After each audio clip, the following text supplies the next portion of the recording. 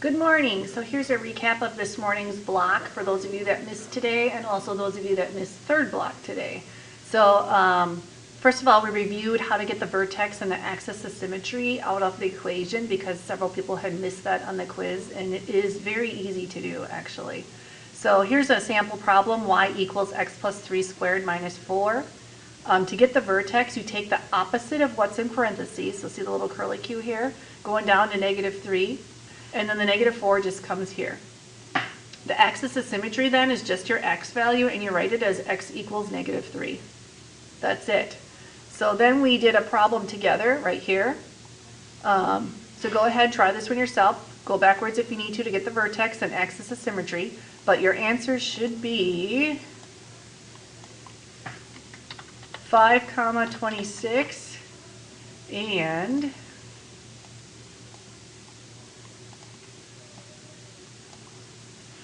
x equals 5. Those are your answers for that. That's it. So very easy. It should take just a couple of seconds for that problem. You're just flipping the sign on the one in the parentheses and copying the one down at the end. Then after that, we went over to our books. And we did 1-32. Let's see if we can get that a little brighter. There we go.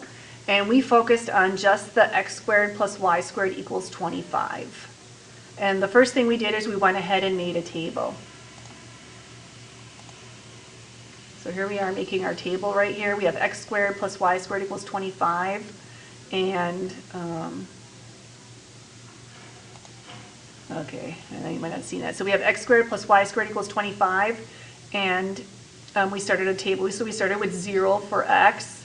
If you put 0 in here, if you put 0 in for x, y would have to be 5. But y could also be -5 because -5 times -5 is 25. And then we flipped it. We put 0 in for y and found that x could be 5 or -5.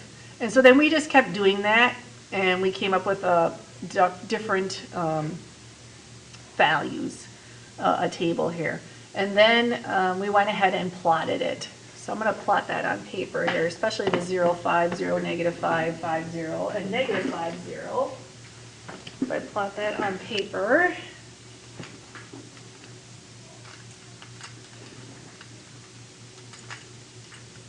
switch over to here, and I think I have to keep switching this back. There we go. So if I plot this on paper here, 1, 2, 3, 4, 5. Basically, it was 5 on in every direction. 2, 3, 4, 5. And it made a circle. And you want to try and draw your best circle that you can. If you go slower, you can make a better one. There we go. So it makes a circle. So this is x squared plus y squared equals 25. And then our table was this. And you can find more values, but that was enough to get what we needed. Going back over to the book then. So if I go back to my textbook here. We're not doing the x equals y squared one for the sake of time today. We decided to cut that one out, so we're just working on this one. So we ended up skipping part B then. And now part C. Now we need to describe x squared plus y squared equals 25 completely. We need to find domain, range, and the intercepts. So domain. I need my left first. So left, -5, it includes it. It's a solid line. X less than or equal to right side. Range. Bottom is -5, less than or equal to y, which is less than or equal to 5 on the top. My intercepts are actually all staring at me here. My x-intercepts, you should always write them as ordered pairs, -5, 0, and 5, 0. And my y-intercepts is 0, 5, and 0, -5. So that's that problem. Part D, how are these relationships different from others you've been working with? Well, this is not a function. It's not a function. Okay, the next thing we were supposed to do is 133. We're supposed to rewrite x squared plus y squared equals 25 so that I can get it in my graphing calculator. To do that, I need y equals. So we have to get y by itself. This is 2-133. So I'm going to get y by itself and subtract x squared. And then square root. Okay, so now we're going to put that in our graphing calculator. And clear that. And if you graph it, you only get the top half of the circle. So then 133 says, rewrite this so that you graph them with your graphing calculator. When you've written them, try graphing. Do they look like the graph in problem 132? No, we're missing the bottom. So it says, in order to graph the equation of a circle on your graphing calculator, you had to express the non-function as two functions. So I need another function to get the bottom. And to get the bottom, when you square root things, you have a positive and a negative, right? So we need the negative version as well. So if I come back over here, I'm going to put the negative version in. Negative down here at the bottom. Oops, you can't see that. So I press this one down here, negative second square root.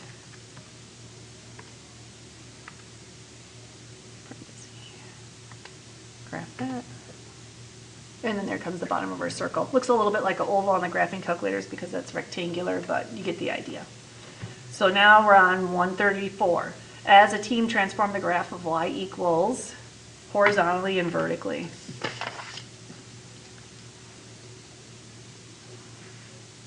So y equals plus minus.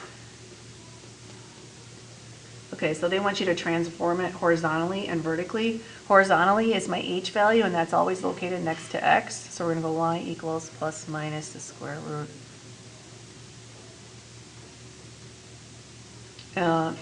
And vertically is up and down, that's k. He's at the end. So just like before, h is located next to x, k is at the end. 135. We're supposed to write this in standard form.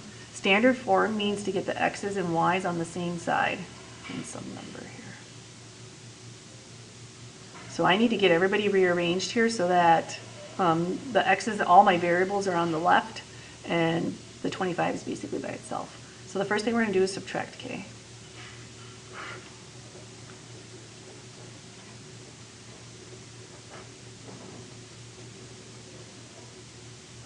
Okay, then the next thing I'm going to do is square to get rid of, oops, I did square already here, square it already, so I moved my k and then I squared it right away.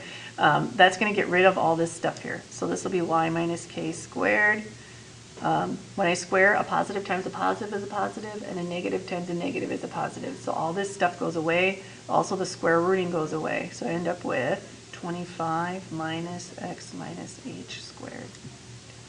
The next thing I need to do is move this big blob of information over to the other side.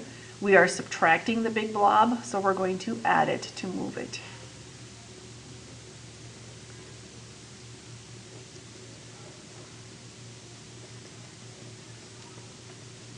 And there it is. This is called standard form. Okay, so my center is HK. Okay, usually we rewrite this here. Let me write it one more time. We'll usually put the x term in first,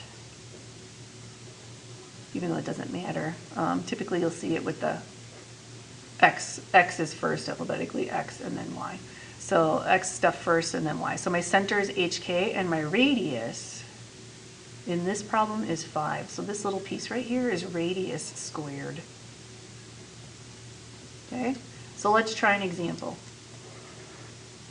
This is actually the beginning of what we're going to end up doing tomorrow. So if I come up with the problem here and I go x minus 7 squared plus y minus 3 squared equals 81.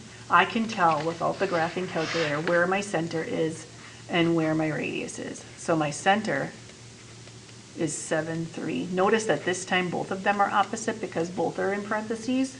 So to get them out, I have to undo both. So I need 7 here and 3 here. And my radius is 9. So if we go over to Desmos,